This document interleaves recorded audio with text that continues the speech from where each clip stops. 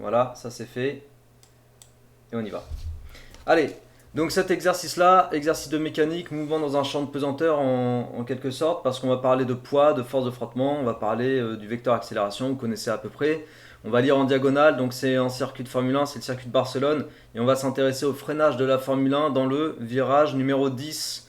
Donc le virage numéro 10, il est ici, tac, et donc là on a le petit zoom. On va s'intéresser au freinage de la Formule 1 ici. Et on nous dit, on étudie le mouvement de centre de masse du système voiture plus pilote, masse M dans le référentiel terrestre galiléen. Le système se déplace à l'horizontale, donc ça c'est important comme information. Déplacement horizontal.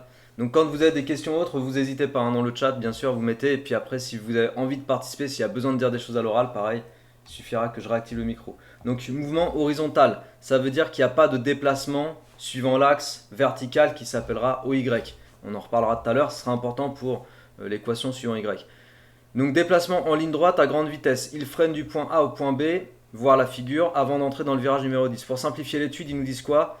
Qu'on modélise la situation de la manière suivante. Lors du freinage, le système subit son poids, subit la résultante des forces exercées par la route. Et la résultante des forces, on nous dit il y a deux forces. Il y a la force Rn qui est verticale vers le haut, qui compense le poids, et la force F qui est horizontale, de valeur petit f, et ça qui caractérise les forces de frottement. Et on a le petit schéma ici qui nous représente toute la situation. Donc on est dans le repère, c'est eux qui l'imposent.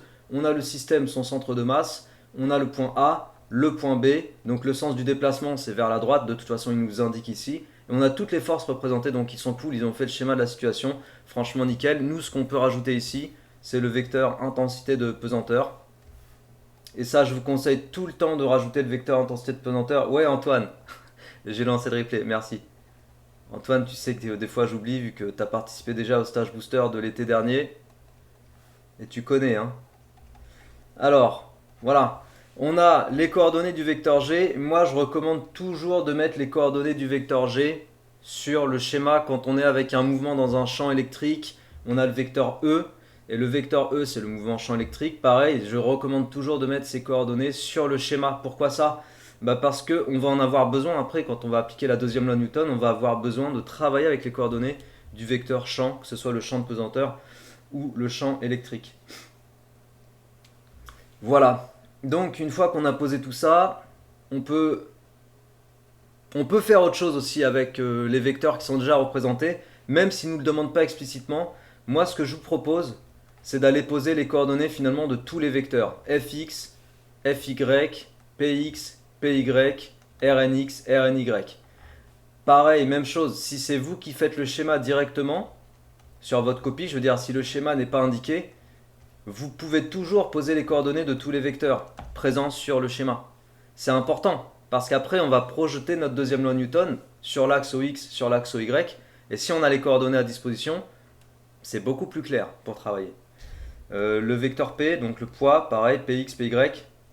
Alors, Fx, allez, là c'est vous qui participez.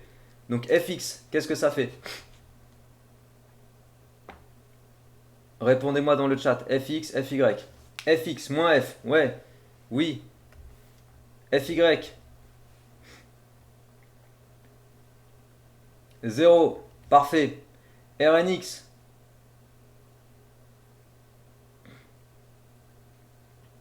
0, ouais. Rny. Yacine, il faut que tu évites de toucher à ta souris. Parce qu'apparemment ça fait des annotations sur mon... Je sais pas pour quelle raison. Si ça le fait trop, après je te sortirai de la salle. Désolé Yacine, mais c'est parce que... C'est parce que je veux pas de dessin sur mon... Donc tu touches pas à ta souris, please, merci. Rny, Rn, c'est ça. Ensuite, on a Px. Px. Qui me dit 0, yes. Py, moins P, voilà, nickel. Donc j'écris moins mg. Ok, vous avez aucun problème sur la projection et sur le fait de l'orientation des vecteurs par rapport aux axes. Nickel. Alors, à partir de là, on va appliquer la deuxième loi de Newton. Quand on applique la deuxième loi, ce que je recommande aussi tout le temps, c'est de réécrire le système, le référentiel, le bilan des forces. Oui, ça prend du temps, mais quand on est sur une copie bac, on peut mettre le temps. On écrit vite, on essaie de se presser, mais on peut mettre le temps à faire les choses de façon claire et structurée, même si système, référentiel, bilan des forces, tout ça a été précisé quelque part ici dans l'énoncé. Je préfère le réécrire sur ma copie. Une fois que tout ça s'est posé, j'écris d'après la deuxième loi de Newton. Petite parenthèse, ceux qui vont poursuivre la physique en classe supérieure, donc après le bac, vous appellerez ça le PFD, principe fondamental de la dynamique. Peut-être vous en avez entendu parler déjà dans d'autres vidéos ou dans mes vidéos. Principe fondamental de la dynamique, c'est comme ça qu'on l'appelle dans le supérieur en général. Donc la deuxième loi de Newton qui nous dit que le produit de la masse, enfin ça c'est une écriture simplifiée mais c'est celle-là qu'on utilise au lycée, produit de la masse par l'accélération, c'est la somme des forces extérieures. Dans les forces extérieures, j'ai la force F, j'ai le poids P et j'ai la réaction du support Rn. Voilà. Alors, ouais, Sohail, la résistance compense le poids. Mais j'indique les trois parce que maintenant je vais projeter mes forces en fait et tous mes vecteurs sur les axes. Et en fait, je m'en fous qu'on me dise la résistance compense le poids parce qu'elle le compense sur l'axe OY uniquement, pas sur tous les axes. Donc au niveau des vecteurs, je préfère tous les indiquer. Ok? Et ne pas tout de suite poser que P plus Rn égale vecteur nul. Je préfère pas l'écrire ici. Moi, je veux pas l'écrire comme ça. Je préfère dire projection sur OX, hop, j'ai MAX égale FX plus PX plus RNX. Et ici, là, je vais me dégager mon PX et mon RNX, ça fait 0. Et le FX, je le remplace par moins F. C'est pour ça, vous avez vu, le fait d'aller poser, précédemment, juste avant, d'aller poser toutes les écritures des coordonnées des vecteurs, ça me permet d'aller piocher après. Et ça, honnêtement, ça prend pas beaucoup de temps, hein, c'est rapide. Donc j'ai MAX égale moins F, ce qui équivaut à AX égale moins F sur M. Voilà, j'ai la première. Et ensuite, projection. Bon, je suis désolé, j'écris un petit peu vite parce qu'on n'a pas énormément de temps. En général, sur les séances comme ça, j'essaie quand même d'être un peu plus propre. Mais là, on va essayer de speeder un peu plus. MAY égale FY plus PY plus RNY. Voilà. Ça fait 0. Et c'est ici, Sohail, par rapport à ce que tu disais, que je vais écrire P et Rn se compensent. Pour justifier que la somme des deux est égale à 0. Voilà. Donc MAY égale 0. C'est ici que je préfère l'écrire. Pourquoi moins F? Qui répond à Kylian?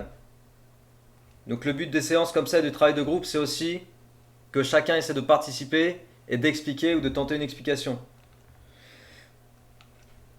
Parce qu'en expliquant aux autres, en fait, on s'explique à soi-même. Vecteur opposé au mouvement, sens opposé, force de frottement dans le sens contraire du mouvement. Alors, l'explication qui me va le mieux, ce serait celle non, pas de Yacine. Ouais, non, bah non, il n'y en a aucune en fait qui me va.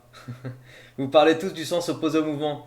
Donc malheureusement, vous n'avez pas bien identifié pourquoi moins F. Donc Kylian, ta question est une bonne question parce que du coup, plusieurs personnes devraient se poser la question. Pourquoi moins F? La vraie réponse à cette question-là, c'est que le sens du vecteur F est opposé au sens positif de l'axe OX, qui est fléché ici. Vous voyez là ce que je montre? Alors bien sûr, le sens du mouvement, il se trouve qu'ici, on est dans le sens de l'axe OX, mais le vrai critère pour savoir si je mets des moins ou des plus au niveau de mes coordonnées, c'est l'orientation des axes. C'est pas l'orientation du mouvement. Le mouvement pourrait très bien se faire dans le sens contraire au sens positif de l'axe. C'est les axes, ok? C'est les axes que je regarde. Le vecteur F, il est purement horizontal. Donc déjà, il n'a pas de coordonnées verticales, ça c'est fait. Donc sa coordonnée horizontale, entre guillemets, elle prend toute la valeur du vecteur F, donc F. Et après, à savoir si je mets un plus ou si je mets un moins, je regarde l'orientation. Vers la gauche, vers la droite. Donc ça veut dire que lui, il aura une coordonnée suivant X négative, d'où le moins F. Et ouais, Timothée, vous êtes plusieurs à avoir fait ce raccourci. Est-ce que tu as compris, Kylian? C'est bon? Ok, nickel. Bon, je pense que vous avez bien compris comment ça fonctionnait l'interaction dans les coms. C'est parfait. Vous êtes fort. Bon, on a trouvé les coordonnées du vecteur accélération à x, à y.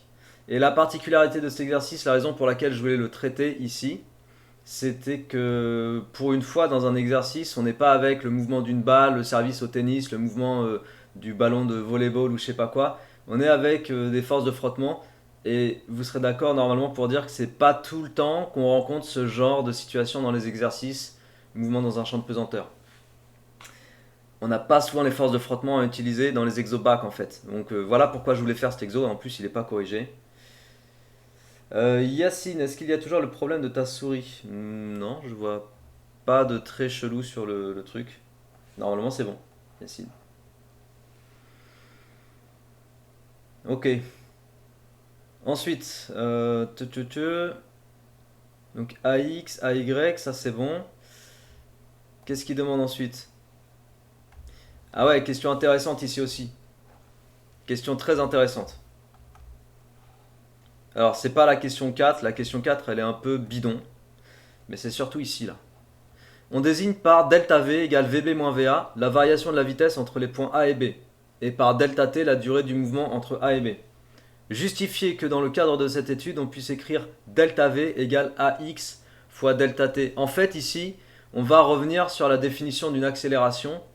Et c'est une question très intéressante parce que justement, il faut revenir à nos définitions et faire une explication propre. Tout est dans le justifier que. Donc, l'accélération AX, je vais réécrire qu'elle est égale à moins F sur M. Tiens, d'ailleurs, je vous pose une question. C'est une question intéressante, ça, qu'on pourrait rajouter sur les questions de cet exercice.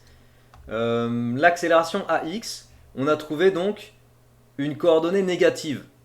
Moins F sur M. F est positif, c'est comment dire, la norme de la force de frottement, donc c'est une norme, c'est positif. La masse est positive, donc moins F sur M est négatif. Qu'est-ce que j'en conclus par rapport au mouvement de cette voiture? Si je devais décrire le mouvement. Mouvement ralenti, Lockman, oui, exactement. Mouvement, alors un terme un peu plus technique, décéléré, très bien, voilà, c'est ça, décéléré. Et si je devais qualifier tout le mouvement, parce qu'on est en freinage, mais en freinage, Mathéo, exactement. Si je devais accélération décélérée sur X, on pourrait dire ça aussi, accélération décélérée, ça fait bugger le cerveau, mais why not?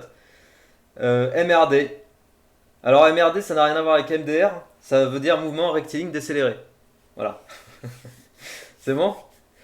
Donc, mouvement rectiligne décéléré, exactement. Et uniformément décéléré, ah là là Antoine, pourquoi uniformément décéléré? Parce que, et on y vient pour notre question 2, qui le dit? Mouvement uniformément décéléré.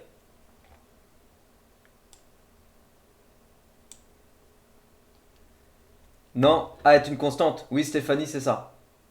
A est une constante. Voilà, constante du temps. Constante du temps. Constante par rapport au temps, ok? Vous voyez, c'est ça le travail de groupe que j'aime bien. Et c'est ça qui est beaucoup plus puissant pour moi de travailler avec un groupe que de travailler en mode individuel. Ça, c'est ce que j'aime dans le travail du groupe, c'est l'émulsion. Voilà pourquoi je fais ce genre de choses. Effectivement, on a un mouvement décéléré et uniformément décéléré parce que l'accélération est constante. Et on va y revenir ici, constante. Donc je vais marquer ici entre parenthèses, ça n'a rien à voir avec la question 2. Je vais marquer ça en remarque. Petite remarque qu'on peut se faire. Merci Yacine. Petite remarque qu'on peut se faire ici.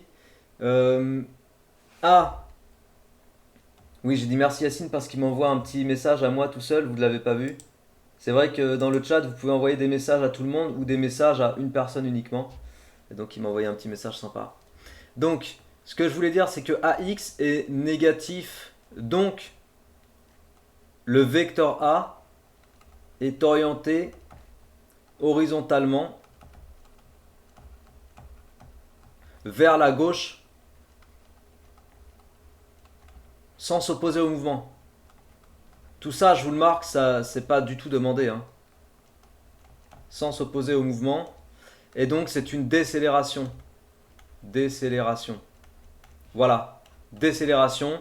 Et donc, même mieux, on a un mouvement rectiligne uniformément décéléré. MRUD. Ceux qui vont aller en passe et qui vont faire de la mécanique du style étude du mouvement, vous allez manipuler ce genre de notation. D'ailleurs, c'est des notations qu'on manipule beaucoup aussi quand on passe le concours médecine pour Belgique, par exemple. Je sais que dans les QCM, ils utilisent énormément ces notations-là. MRUD, MRU ci, MRU ça, MRU C, nanani, nanana, pour décrire les mouvements en fait. Les types de mouvements qui reviennent souvent. Ok, donc là on a un MRUD, mouvement rectiligne uniformément décéléré. Kylian, juste petite question, quand tu fais la projection sur OX ou Y, tu conseilles de le mettre sur notre copie? ou c'est du brouillon? Copie. Tu parlais des projections que j'ai écrites tout à l'heure. Copie, copie. Est-ce qu'au bac, les initiales sont autorisées? Je ne sais pas. Je dirais qu'il ne faut pas les mettre parce que c'est pas les notations les plus courantes que j'ai l'habitude de voir dans les cours des profs. J'hésiterais, ce genre de... Sauf si tu dois citer plusieurs fois l'appellation. Dans ce cas-là, tu l'écris une fois en toutes lettres et entre parenthèses, tu mets l'anagramme et après, tu utilises l'anagramme, quoi. Pourquoi RNY et PY se compensent, Antoine? Parce qu'ils le disent dans l'énoncé, on va retourner voir ça. Comment on sait que c'est uniformément, Arnaud? Très bonne question. Arnaud, regarde, on va mettre la couleur ici. Hop. Uniformément, voilà. Le uniformément, c'est parce que l'accélération est constante. Et donc, Antoine, par rapport à ta question, c'était écrit ici. Une force Rn verticale vers le haut qui, dans le cas de ce mouvement, compense le poids. Voilà. C'est ça la réponse à ta question, Antoine. Les deux forces se compensent, c'est bon? C'est bon pour tout le monde? Ah oui, et puis je rappelle un petit truc aussi, parce qu'en même temps, je vous précise un peu comment se passe ce genre de séance. Que ce soit les séances individuelles ou des stages comme ça, dans tous les cas, j'envoie le PDF. Donc là, pour les stages, j'envoie le replay, ce qui n'est pas le cas de mes séances individuelles. Je ne fais jamais les replays pour des cours individuels. Mais pour des stages, donc il y a le replay qui s'enregistre là. Mais en même temps, il y a le PDF. Donc tout ce que j'écris ici sur l'écran, après j'en sors en fichier PDF et je l'envoie. Donc là, en l'occurrence, peut-être que je mettrai le PDF directement sur mon site ou ceux qui le veulent me le demanderont parce que j'ai pas de groupe là en fait. J'ai pas formé de groupe avec vos adresses email. Mais après, quand j'ai un groupe de stage, j'ai les adresses de tout le monde et puis je fais les envois à la fin de chaque séance. Voilà, je voulais vous le préciser. Pour ceux qui voudront avoir le PDF, il suffira de me le demander. Donc, on en était. Le sujet est dispo, Yacine. Le sujet, il sera dans le PDF en fait. Ou t'as raison, Mathéo, le PDF, je peux le mettre sur Discord, j'ai pas encore les réflexes. Oui, le PDF, je pourrais le mettre carrément sur Discord, effectivement. Donc on en était sur la question 2, on va justifier quand même cette question 2. Alors, le vecteur VB. VB est horizontal, vous êtes d'accord ou pas? En fait, le mouvement est horizontal, donc les vecteurs vitesse sont horizontaux. VB horizontal, sens du mouvement. Sens du mouvement. Donc, les coordonnées du vecteur VB, notre VBX, c'est VB, et notre VBY, c'est 0. Ok? Si je devais rajouter sur le schéma précédent pour vous faire comprendre les vecteurs, je mettrais VA comme ça, et puis VB un petit peu plus petit, puisque j'ai un système qui ralentit. Donc logiquement, le vecteur VB doit être plus petit en longueur que le vecteur VA. Mais les deux vecteurs vont vers la droite, ils vont dans le sens du mouvement. Le vecteur vitesse va toujours dans le sens du mouvement. Ça, c'est quelque chose, c'est une constante entre guillemets dans la mécanique. Le vecteur vitesse va toujours dans le sens du mouvement. L'accélération, pas forcément, parce qu'on peut avoir des décélérations. Mais le vecteur vitesse, toujours dans le sens du mouvement. Donc, notre VBX, c'est VB. Et de la même façon, notre VAX, donc le vecteur VA, je ne réécris pas la phrase pour VA horizontal sens du mouvement, mais vous avez compris. Notre VAX, ça va être VA. Et notre VAY, ça va être 0. Ok, donc, hop, on continue ici. Donc, notre accélération AX étant constante, je vais pas mettre donc d'abord, je vais mettre or AX égale constante. Donc, je peux calculer AX, vu que l'accélération suivant X est constante, je peux la calculer par la première formule que vous avez vue sur l'accélération. Et la première formule que vous avez vue sur l'accélération, c'est une différence de vitesse, vitesse finale moins vitesse initiale, divisée par la durée écoulée. Sohail, non, je ne vais pas fonctionner par primitive parce que justement ici tu as des notations qui ne correspondent pas du tout aux primitives. Quand on utilise les lettres delta, tu n'as pas forcément intérêt à aller avec les primitives. En tout cas, moi je ne verrai pas une explication suffisamment claire et précise. Je préfère retourner à la définition première d'une accélération, c'est-à-dire un delta V sur un delta T. Et là, en l'occurrence, mon delta V, c'est le delta V qui a lieu entre le point B et le point A. Donc le point B correspond à l'état final du système. C'est pour ça que je fais VBX en premier, moins VAX en deuxième et je travaille sur X, c'est pour ça que je mets les indices X parce que je ne travaille que sur X là, je travaille sur l'axe OX. Donc à partir de là, et c'est pour ça que j'avais besoin de préciser ici mes petites coordonnées des vecteurs vitesse, à partir de là, je vais remplacer le VBX par VB, et j'ai dit juste à côté que c'était égal, et je vais remplacer le VAX par VA. Et ce serait pas très judicieux à mon sens d'écrire directement cette étape-là sans passer par là. Voilà. Pour moi, il faut passer par les coordonnées des vecteurs, il faut travailler sur X, et il faut revenir après avec des notations un peu plus générales. Et ben voilà Timothée, en même temps que tu posais ta question, j'ai répondu à ta question. Parce que c'est pas assez précis. Imagine que tu sois avec des vitesses qui soient orientées suivant X et suivant Y. Imagine que tes vecteurs vitesse soient dans le repère OXY, soient orientés suivant les deux axes. Tu n'aurais pas le droit d'écrire VB moins VA directement pour parler de AX. Donc si tu veux écrire VB moins VA, ça suppose et ça suggère que tes vecteurs vitesse soient orientés que suivant X, mais du coup il faut le préciser. Voilà. Alors Théo, le passage de AX égale constante à cette égalité-là, c'est que quand une accélération est constante, je vais prendre une autre page pour l'écrire, quand une accélération est constante, tu peux la calculer avec la première formule d'une accélération, c'est-à-dire un delta vitesse sur un delta t. De la même façon, on va faire l'analogie, quand une vitesse est constante, la première formule qu'on vous enseigne au collège pour calculer une vitesse, c'est la première façon d'approcher la notion de vitesse, vitesse uniforme, c'est d'aller diviser une distance par une durée. Ok ? C'est un peu analogue ce que je viens de raconter sur l'accélération. Ça, je ne peux l'utiliser que lorsque la vitesse est constante. Sinon, je n'ai pas le droit d'utiliser d sur delta t. C'est interdit. Et d'ailleurs, en terminale, ce qu'on comprend, c'est qu'en fait, les vitesses, elles sont pas si constantes que ça. Pas forcément. Il y a des vitesses instantanées qui varient, et c'est tout l'enjeu de l'étude qu'on fait en mécanique en fait. Donc le principe est le même pour l'accélération. Si je travaille avec une accélération constante, alors je peux me contenter de calculer l'accélération en regardant la variation de vitesse par rapport à la durée écoulée. Théo, non, Kylian, Vy égale 0 car mouvement horizontal, tout à fait. C'est ça. Voilà, et on en arrive à notre delta V sur delta T, ce qui équivaut à... Ah oui, delta V, il voulait isoler delta V. Ce qui équivaut à delta V égale AX multiplié par delta T. Voilà. Bon, j'espère que ça va pour tout le monde. Je suis un peu triste pour ceux qui ont dû se connecter un peu plus tard et qui... C'est dommage. Je vais rouvrir. J'ai déverrouillé la réunion au cas où. Ça me fait toujours un peu de peine d'exclure. T'as calculé Yacine, c'est ça? Qu'est-ce qu'il demandait de faire? La vitesse passe de VA égale 321 km/h à 84 km/h au point B et delta T vaut 1,5. Calculez l'accélération en mètres secondes moins 2. Eh ben, faites-le moi tous. Ok, vous faites-le à plusieurs, comme ça on va comparer. En attendant, ceux qui ont des questions, allez-y. Romain, comment on passe de AX égale VBX à celle du dessous? Romain. Alors les autres qui ont compris, calculez ici. Voilà, je mets les valeurs de vitesse, vous les avez là. Après, je vous laisse en faire ce que vous voulez. Vous avez le delta t ici. Ouais, voilà, il y a du monde qui essaie de rentrer. Il y a le delta t qui est ici. Et il n'y a plus qu'à faire l'application numérique. Ok? Faites-le à plusieurs, s'il vous plaît, avec les calculatrices. Et en attendant, je réponds à la question de Romain.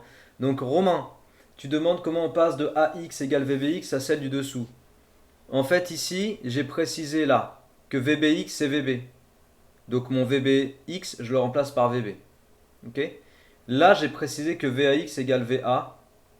Donc, mon VAX, je le remplace par VA. Et ensuite, dans l'énoncé, on me dit que VB moins VA, on le note delta V. Est-ce que c'est bon, Romain? C'est ça, les étapes. Alors, Arnaud, 158 mètres secondes moins 2.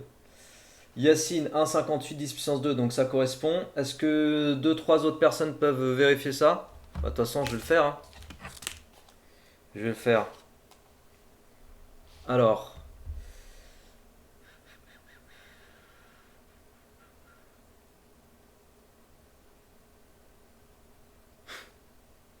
crois que vous êtes tous tombés dans un piège. Ils sont tous tombés dans un piège. 84 moins 321. Y a pas un signe négatif là?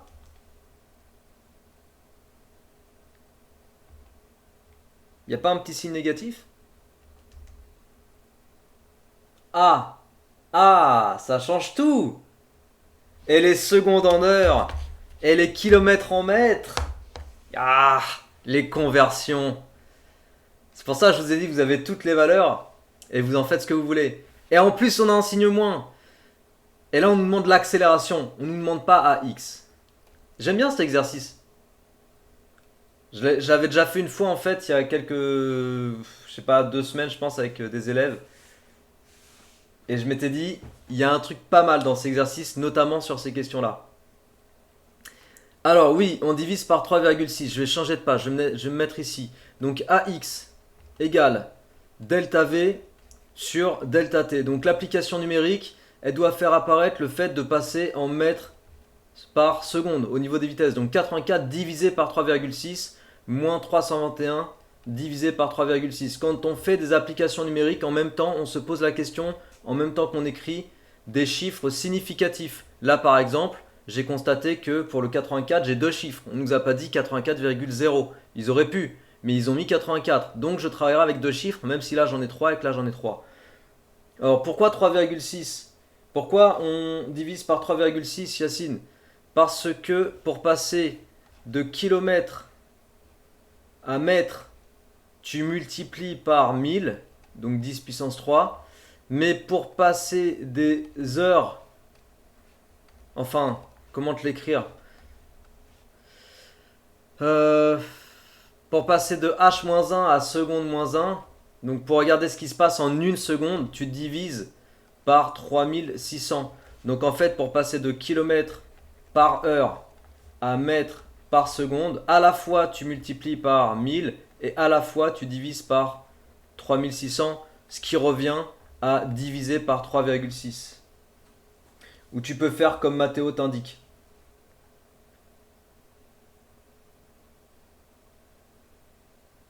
Et Mathéo, tu parles de 4,39, alors précise-nous, parce qu'après il y a Ahmed qui parle de la norme.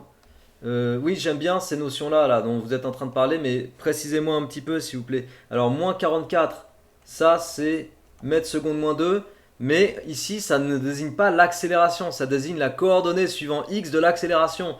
Attention, attention, ça c'est la coordonnée suivant x. Coordonnée suivant x de l'accélération.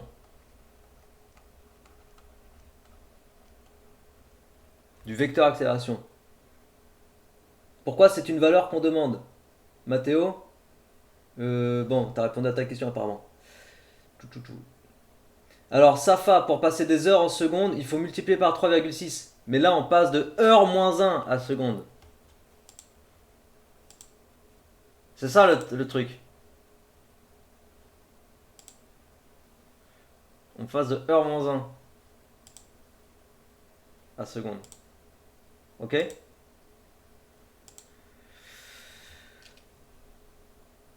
Lookman, oui, la norme, c'est racine carrée de ax carré plus ay carré, c'est ça. C'est ça. En fait, A, ça va être la norme de A. Donc ça, c'est des choses, je sais, j'en ai parlé dans certaines vidéos sur ma chaîne. Je le répète aussi très souvent aux élèves quand on fait des cours. Parce que c'est méga, méga, méga, méga important. En fait, le AY vaut 0. Donc là, je vais me retrouver avec... Il marche les commentaires ou pas là? Est-ce que quelqu'un peut créer un truc? J'ai l'impression qu'il y a un bug dans le chat. Ah ouais, pardon. Ok, c'est bon. Ah, Mathéo, maintenant c'est à toi d'écrire sur mon écran. Fais gaffe à ta souris, Mathéo. Pas de soucis. Faudrait que je regarde, faudrait que je paramètre ça. Je sais pas, j'ai pas dû paramétrer un truc. On suit, c'est tout. Yes, Yacine. En fait, du coup, là, je me retrouve avec racine carrée de ax au carré. Et quand on a racine carrée de ax au carré, racine carrée de x au carré, en maths, c'est valeur absolue de x. Voilà, ça sort en valeur absolue. Et c'est pour ça qu'au final, je fais sauter le moins qui était ici. Parce que valeur absolue de moins 44. Et maintenant, c'est à Tom d'écrire. Oh là là, vous me faites des farces. Valeur absolue de moins 44. Eh bien, ça fait 44. Ok? Est-ce que tout le monde a compris ça? C'est subtil, mais il faut faire super gaffe. Et c'est pas parce que ça sort en plus que c'est une accélération. C'est une décélération parce que AX est négatif. Ok? Parce que AX est négatif et que le sens du mouvement c'était dans le sens du X, je sais que AX n'est pas dans le sens du mouvement et parce que j'ai un moins, c'est une décélération. Mais si on me donne que ça dans l'énoncé, moi j'aurais pas moyen de savoir que c'est une décélération. Il faudrait m'indiquer un peu de quoi il s'agit. Voilà Elodie, tu as répondu à la question. Et ça répond aussi à notre question de calculer la valeur de l'accélération. Et vous voyez qu'il nous parle bien d'accélération, même si c'est une décélération. Donc faites attention à ces subtilités autour de la notion d'accélération. On parle d'accélération parce que c'est le terme général. Mais après, dans la situation physique, c'est bien une décélération. Ok? Et tout ça, ça dépend des coordonnées. C'est pour ça qu'il faut bien maîtriser les vecteurs, les coordonnées, faire la différence avec la norme, etc. La comparer avec la valeur de 6G mentionnée dans le texte introductif, on rappelle que 1G c'est 9,81. Donc on divise ça par 9,81, je crois que ça fait 4,5. Voilà, environ 4,5. Donc on est à 4,5G. Sohail, pourquoi 44 mètres secondes moins 2? Parce qu'on avait AX qui valait moins 44. En fait, le moins 44 vient de ce calcul. Et après, on prend la norme, ou la valeur absolue si tu préfères. Et ça nous fait un plus 44. Et ça reste une décélération comme le précise Yacine, c'est ça. Bon, donc comparé avec 6G qui est indiqué dans le texte introductif, bon bah la comparaison c'est qu'on est en dessous des 6G, je crois qu'il n'y a pas grand chose d'autre à dire au niveau de cette question-là. Et justement par rapport à l'unité Sohail, c'est l'unité d'une accélération, ça, il y a toujours un moins 2. Parce qu'une accélération, ok allez, là c'est le genre de petites choses aussi j'aime bien faire. Et c'est ça aussi qui est intéressant pour moi dans les travaux de groupe, c'est d'avoir des questions qui peuvent intéresser tout le monde. Et je sais que cette question-là, plusieurs personnes peuvent se la poser, donc qu'est-ce que je fais? Je vous réponds avec une petite analyse dimensionnelle. Voilà, ça fait plaisir, ça mange pas de pain, et ça fait du bien. Je reprends cette accélération-là pour faire l'analyse dimensionnelle, donc de l'unité d'une accélération. Vous savez que l'analyse dimensionnelle, c'est méga important. L'unité d'une accélération, c'est donc l'unité d'une variation de vitesse sur l'unité d'une durée. Une variation de vitesse, c'est en mètres secondes moins 1. Et une durée, c'est en secondes. Donc on va avoir mètre, là il faut être à l'aise avec ces puissances. Seconde moins 1, moins 1. Ok, parce que les deux là, je les combine ensemble. Et le seconde qui est en bas, c'est un seconde puissance 1. Donc ça me fait seconde moins 1, moins 1. Et donc moins 2. Voilà, c'est ça. Ça vient de là. Mètre, seconde, moins 2. Il n'y a rien de magique dans ces trucs-là. Tout se démontre en fait. Il n'y a rien de magique. Tout se démontre, tout se comprend. Voilà, Skander. Mètre sur seconde, ça fait seconde, il divise deux fois quoi. Exactement. Bon, après on nous dit on a une espèce de schéma qui nous indique des zones de danger, des zones de risque faibles en fonction de l'accélération reçue par rapport à la durée de cette accélération. Nous, on a une durée de 1,5 secondes. Donc 1,5 secondes, je suis par là. Et on a une accélération de 4,5 G. Donc 4,5 G, 1, alors c'est quoi? C'est 2, 4, 6, 8, 10, 2, 4, 6. Bon, on est à peu près là. La question 4 est vraiment nulle. Mais autant la question 2, elle était bien, la 3 aussi, il y avait des subtilités. Autant la 4, indiquer si le pilote prend un risque pour sa santé. On est à peu près là à 4,5 G, puisqu'on a l'accélération en G. Quelle que soit la durée du freinage, qu'il freine pendant 1 seconde, 3 secondes, 10 secondes, 30 secondes, il ne prend pas de risque pour sa santé. Ok? Voilà.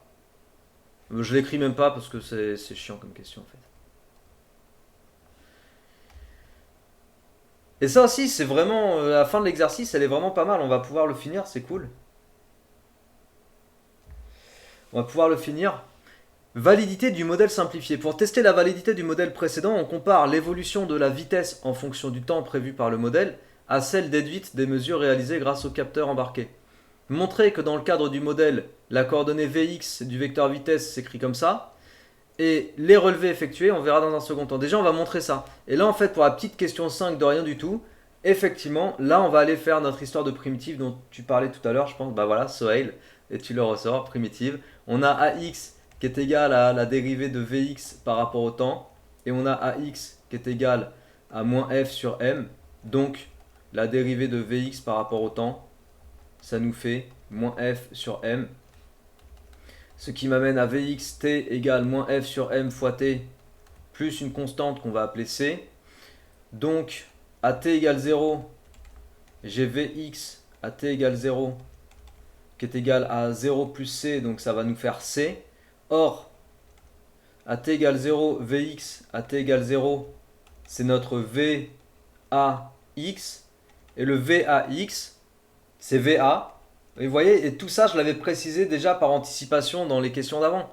C'est ça qui est bien aussi de préciser les choses au fur et à mesure, c'est que quand on a besoin de les utiliser, style là que Vax égale Va, bah je peux le faire parce que je l'ai précisé tout à l'heure sur ma copie.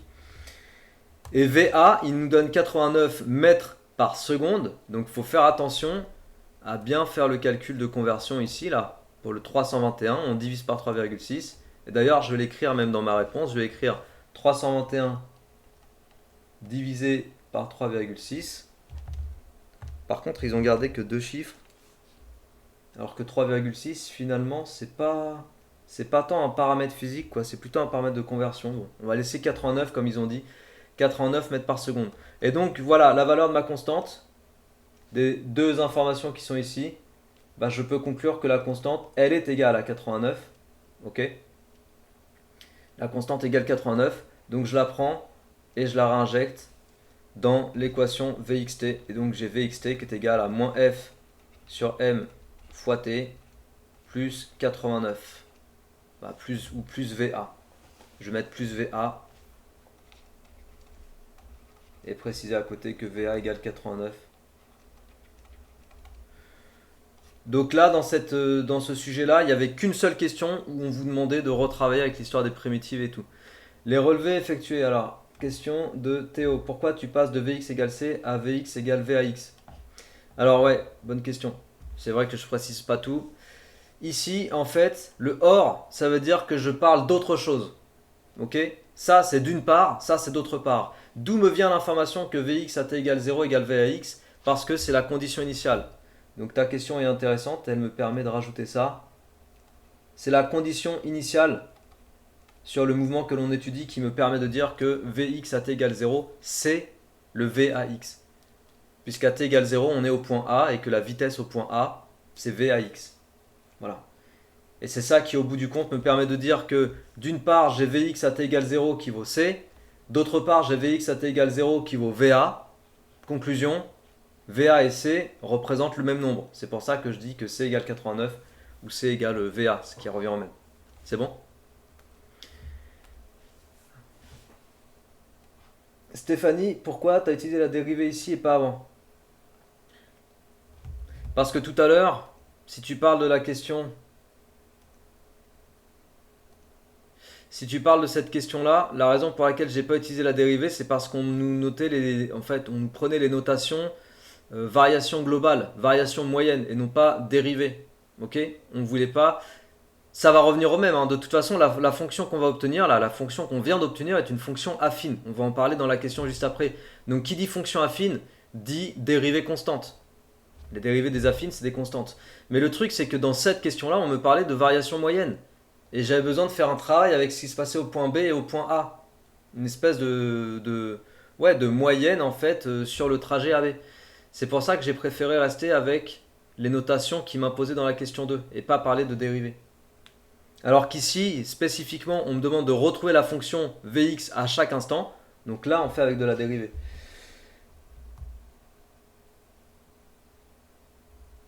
Je regarde en même temps. Ok, c'est bon. Donc les relevés effectués lors de l'intégralité du freinage du virage 10 permettent d'obtenir la coordonnée Vx du vecteur vitesse en temps réel, de tracer le graphique représenté dans la figure 5. On est ici. Et on nous demande de comparer l'allure du graphique de la figure 5 avec l'allure prédite par la modélisation à la question précédente. Eh bien, la modélisation de la question précédente, je ne vais pas répondre en faisant des belles phrases et tout, mais je vais vous dire qu'ici, on a une fonction affine. Fonction affine décroissante. Voilà. Fonction affine décroissante, c'est représenté par une droite décroissante. Une droite décroissante. Mais là, j'ai pas du tout une droite là. Si je faisais une droite, j'aurais un truc comme ça. Mais là, j'ai pas du tout une droite. La courbe réelle, la courbe expérimentale n'est pas du tout, ne représente pas du tout une droite.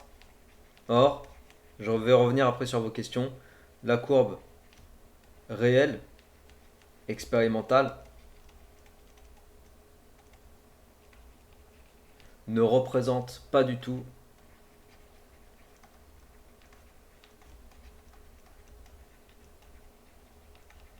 une droite. Voilà.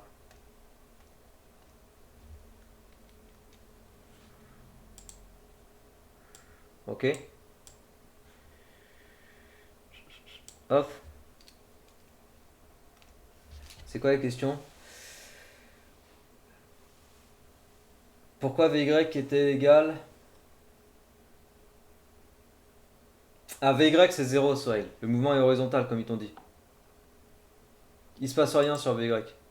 Oui, VY c'est 0. Il se passe rien sur VY.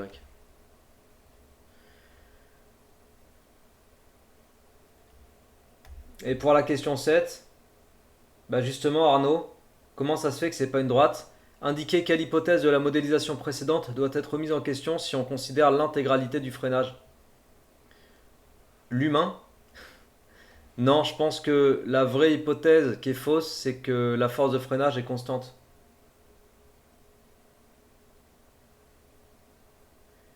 Elodie, ce qu'on a trouvé pour Vx, c'est toujours une droite, oui.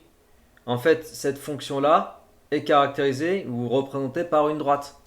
Parce que sa forme mathématique, c'est fonction affine. De la forme m fois t plus p, quoi. Donc fonction affine, ça veut dire représentation droite. Mais là, j'ai pas une droite. Ou à x plus b, comme tu dis Yacine. Et l'hypothèse, en fait, le mot hypothèse était utilisé dans l'énoncé. Bon, moi j'ai lu en diagonale. D'ailleurs, la fin, je l'ai même pas lu, je pense. L'hypothèse, elle était là. On fait l'hypothèse que f reste constante durant le freinage. C'est très peu probable. Le freinage, il est dosé, on n'appuie pas sur la pédale avec la même intensité. Donc le freinage n'est pas uniforme, comme tu dis, Sohail, voilà. Et de ce fait, cette simple hypothèse fait que notre résultat du modèle n'est pas compatible avec le résultat réel, expérimental. Voilà pour cet exercice. Allez, on a encore un peu de temps. Je veux juste vous montrer quelque chose sur lui. Je ne vais pas le faire, mais je vais vous montrer quelque chose sur cet exercice-là. Alors, ceux qui ont déjà fait des stages avec moi savent que je mets toujours beaucoup plus d'exercices que de temps possible pour les réaliser. Mais voilà, c'est vraiment pas méchant de ma part. Alors, on est avec un exercice sur les constantes d'équilibre. Je sais que c'est un sujet que beaucoup d'entre vous sont en train de traiter en ce moment, de réviser, etc. On a une réaction entre un acide et l'eau. Je lis en diagonale. Donc ça, c'est l'acide méthanoïque. Normalement, il faut être à l'aise en nomenclature. Si c'est pas le cas, mettez-vous à l'aise. Acide méthanoïque réagit avec l'eau, réaction acide-base. On mesure la conductivité à l'équilibre. Donc là, on a une mesure à l'équilibre. On a le volume, on a la concentration de l'acide formique ou acide méthanoïque en soluté apportée. On a les conductivités molaires. On nous demande l'équation de réaction. Allez, je le fais rapidement. AH plus H2O. Donc AH, c'est mon acide méthanoïque, c'est l'écriture simplifiée. J'écris pas les états de la matière, aqueux, liquide, etc. J'écris pas. Construire le tableau d'avancement, je vais pas le faire. En déduire les expressions des concentrations des espèces en solution. Je vais aller très vite en fait pour faire la résolution, je suis désolé. Mais on va aller vraiment à l'essentiel. À l'équilibre, le A- autant que le H3O+, ils ont tous les deux une concentration égale à la quantité de matière finale dans le tableau. Si vous arrivez à visualiser dans votre tête la quantité de matière finale pour A- et H3+, c'est X sec, X à l'équilibre, divisé par le volume. Les deux sont égales à ça. Pour ce qui est de AH à l'équilibre, sa quantité de matière, c'est sa quantité de matière initiale qui est C fois V. Enfin, sa concentration, c'est la quantité de matière finale divisée par le volume. La quantité de matière finale pour AH, c'est C fois V, sa quantité initiale, moins X sec. Et le tout divisé par le volume. Le tableau sert à représenter ça facilement, ok? À visualiser ça facilement, les histoires des quantités de matière. Le tableau d'avancement sert à ça, moi je ne l'ai pas fait, donc là, faut faire dans votre tête. Et puis, c'est juste parce que j'ai pas le temps, hein. Sinon en temps normal on prend le temps. Voilà, ça fait C moins XX sur V. Et XX sur V, c'est la concentration de A-, donc je peux même écrire C moins concentration de A- ou concentration de H3O+. Ok? Quand on me demande les concentrations comme ça à l'équilibre, bien souvent derrière, c'est pour aller calculer du quotient de réaction. Et là, qu'est-ce qu'ils vont nous demander? Exprimer. Ah oui, voilà, c'est pour ça. En fait, cet exercice, je l'aime bien et c'est pour ça en fait que je voulais vous le montrer.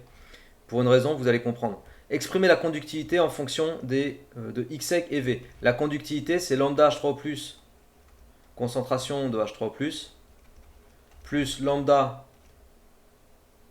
A-, concentration de A-.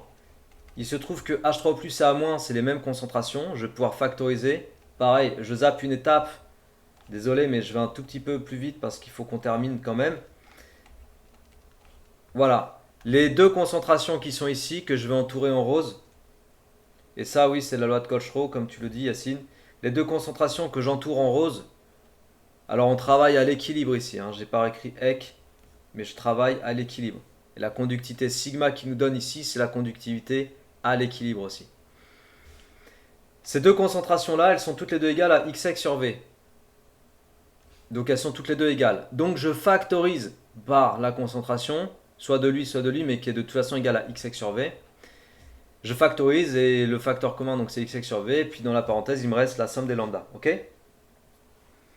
Les amis, c'est les unités qui posent problème bien souvent. C'est ça qui vous font des grosses erreurs partout sur vos copies. C'est vrai ou pas? En tout cas, moi je le vois tellement ça. Mètre cube. Yes! Mètre cube. Là, j'ai des moles. Le volume, en fait, il faut qu'il soit exprimé en mètres cubes. Parce que les concentrations dans la loi de Koch-Rowe sont en mol par mètre cube. Donc ça veut dire que mon volume ici, je dois le passer en mètres cubes. Si je le mets en litres, ce sera faux. Voilà, si je le mets en litres, ça sera faux. Ici, j'ai des Siemens par mètre. Et puis pour les lambda, c'est des Siemens mètre carré mol moins 1. Yacine, 1000 kilolitres égale mètre cube. Oui. Non. Attends, qu'est-ce que tu dis? Un mètre cube, c'est 1000 litres.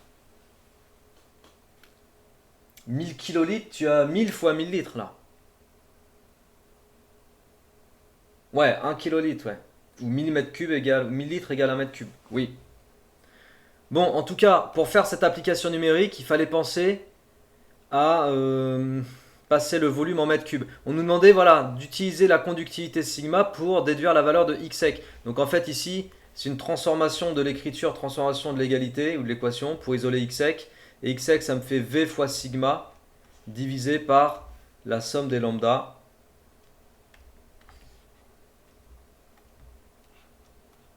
Voilà.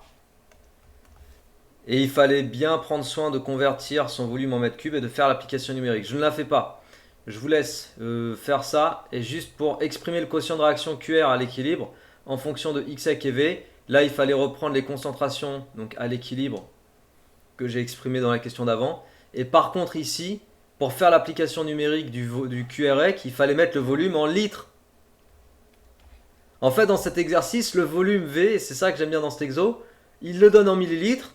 Un coup, il faut l'utiliser en le passant en mètres cubes, et le coup d'après, il faut l'utiliser en le mettant en litres. C'est ça qui est fort. Parce que dans le quotient de réaction QR, donc QREC ou QR de toute façon d'une façon générale, dans le quotient de réaction, on prend les concentrations en mol par litre, quoi. Alors, Kylian, comment je passe de millilitres à mètre cube? Ouais, comme il t'a dit Timothée, effectivement, donc 100 millilitres, 100,0 millilitres. Ça, pour le passer en litres, ça me fait du 10-3.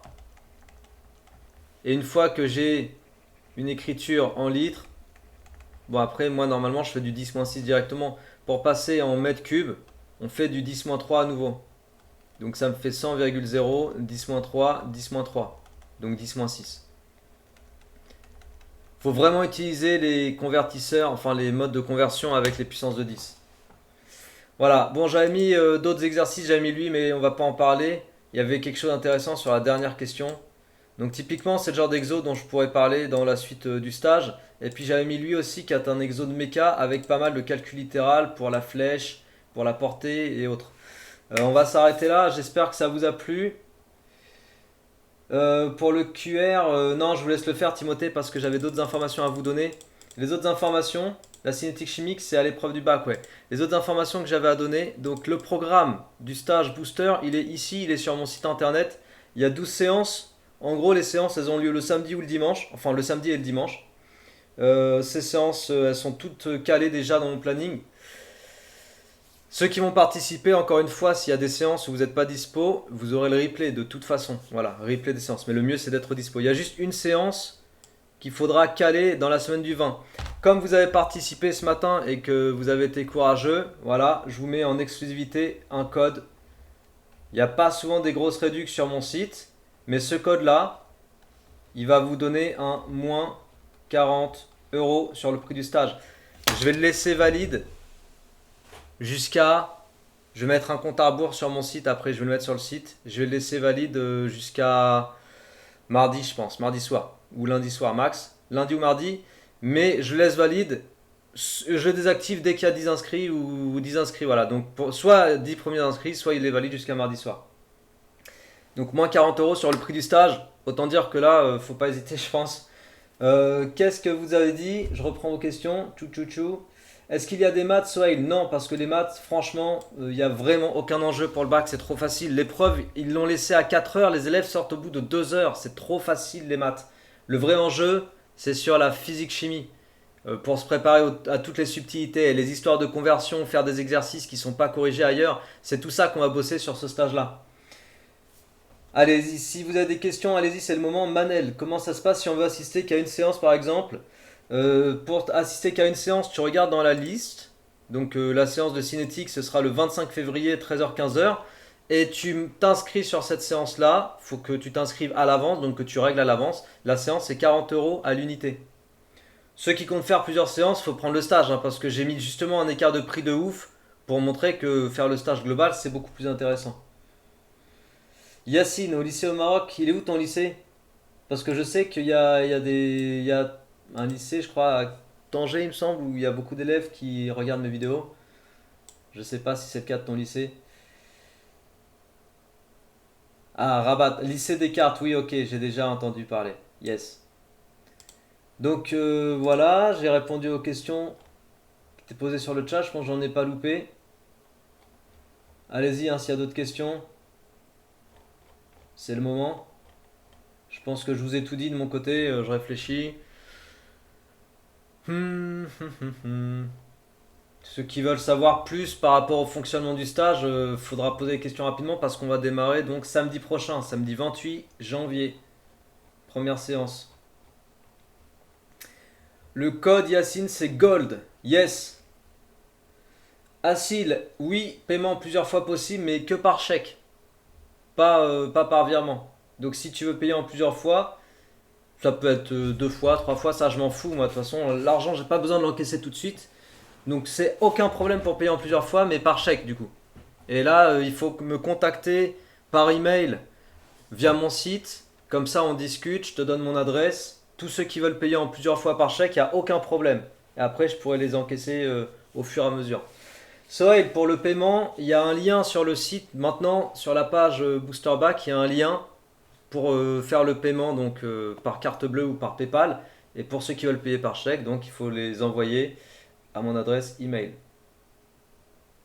À mon adresse postale plutôt. Donc pour régler par chèque, il faut me contacter, hein, je répète, parce que je vois que la question elle revient. Ah oui, groupe WhatsApp, merci Elodie de poser la question. Effectivement, il va y avoir le groupe WhatsApp dédié à ce stage-là, comme pour tous les stages que je fais. Et ce groupe WhatsApp, oui, tu pourras poser des questions quand tu auras besoin. Ouais, c'est un groupe d'entraide. Et c'est ça aussi le but, c'est comme il y a une émulsion de groupe sur un petit groupe qui est beaucoup plus exclusif que sur un serveur Discord ou autre, il y a vraiment de l'entraide même entre les élèves. J'ai vu ça sur les autres stages que j'ai fait, c'est vraiment ouf. C'est beau même à voir. Et Théo, non, tu peux pas avoir la séance gratuite. Le ce code de réduction, il est valable que pour le stage complet.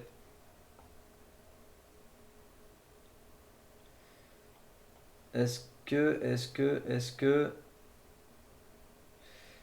Les replays, Bedouk, je les envoie par email à la fin de chaque séance. Mathis t'a posé la même question. En fait, à la fin d'une séance, je je poste le replay et le PDF par email sur vos boîtes mail. Et ça à la fin vraiment de chaque séance, quoi. Donc vous les avez vraiment par mail.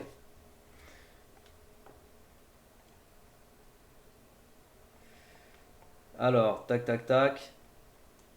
Le lien du Discord, je le connais pas, Kylian. Faut que tu ailles sous mes vidéos ou viens me demander sur Insta. Je l'ai pas là sous la main. Yes, Théo, bonne continuation à toi aussi. Le PDF, Sohail, il regroupera tout ce qui a été écrit. Par exemple, là, le PDF de cette séance, il va regrouper tout ça, toute la résolution en fait, avec tous les petits rappels, toutes les petites techniques, toutes les petites subtilités. Ça, c'est le PDF de tout ce qui est écrit en fait au tableau. Yacine, est-ce qu'on peut avoir la rediff sur YouTube? Non, je vais pas mettre la rediff ni sur YouTube ni sur Discord en fait parce que je ne la donnerai qu'à ceux qui vont me la demander. Vu que voilà, si t'as fait l'effort de venir ce matin, c'est que t'es un warrior, c'est que t'en veux plus, c'est que t'en veux. Et du coup, ça, je le gratifie, tu vois. Pour moi, je gratifie le fait d'avoir envie d'aller plus loin, de prendre une heure de son temps. Si je mets ça sur YouTube, je donne ça à tout le monde, même à ceux qui n'ont pas fait l'effort de venir. Et ça, j'ai pas envie. Sachant qu'il y a déjà beaucoup sur YouTube en plus. Donc, non, le replay, le PDF, je l'ai donné uniquement à ceux qui voudront. Kylian, bon courage pour ton bac blanc. Et du coup, Romain, non, je le mettrai pas sur Discord en fait, tout compte fait. Vraiment, je vais le mettre sur Vimeo, le replay, et puis après je le donnerai à ceux qui vont me le demander par email. Ok, je pense que vous avez toutes les infos, c'est bon? Si c'est tout bon pour vous, c'est tout bon pour moi. Yacine, merci. L'email, tu vas sur mon site internet, autre Yacine, et puis tu auras mon email. Bonne app, Antoine. Merci tout le monde. S'il y a d'autres questions, par email ou sur Insta, et j'y répondrai. Merci Clarisse, Arnaud, Romain, tout le monde. Bye bye. À très bientôt. Elodie, contacte-moi sur l'email. Tu m'as déjà contacté. D'accord? Fais un répondre à l'email. Ça sera bon. Salut Suzanne. Merci tout le monde. Bye bye. Ciao.